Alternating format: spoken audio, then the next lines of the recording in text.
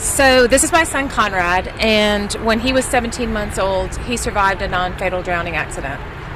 And when I got the call that he had fallen in a swimming pool, I really thought you either drowned or you didn't drown.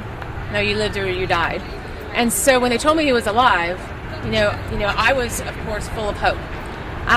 What's really interesting though is when I got to him, it wasn't that simple. Because when you survive a drowning accident, you're left with fairly severe brain damage. And there wasn't much hope given at that point. They basically encouraged me to institutionalize him. And there was something about that. I'm not a doctor or a neurologist to understand the brain, but there was something in me, part of it's faith, that I believe that, Conrad could recover. But there was also a part of me that just says, how do we know? How do we know that the brain can't recover?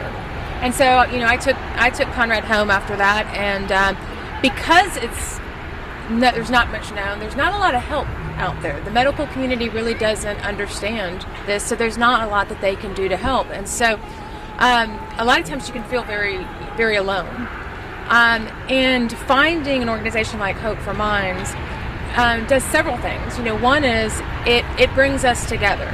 And it's not just a traditional support like, I know what you're going through, but it's really bringing us together to figure out, okay, what can we do to help our kids?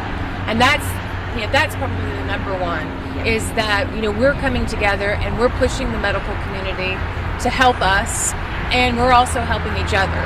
And, because a lot isn't known of what can help, a lot of times, insurance won't cover things like therapies, they won't cover some different procedures, and so Hope for Minds helps us evaluate those and figures out which ones we believe, absent of what the medical community is allowing insurance to pay, do we believe this could help their kids, and they help us with that financially. And and lastly, I think it's in the name, it's in that hope. They're with us and they're allowing us to continue down that path to help our children.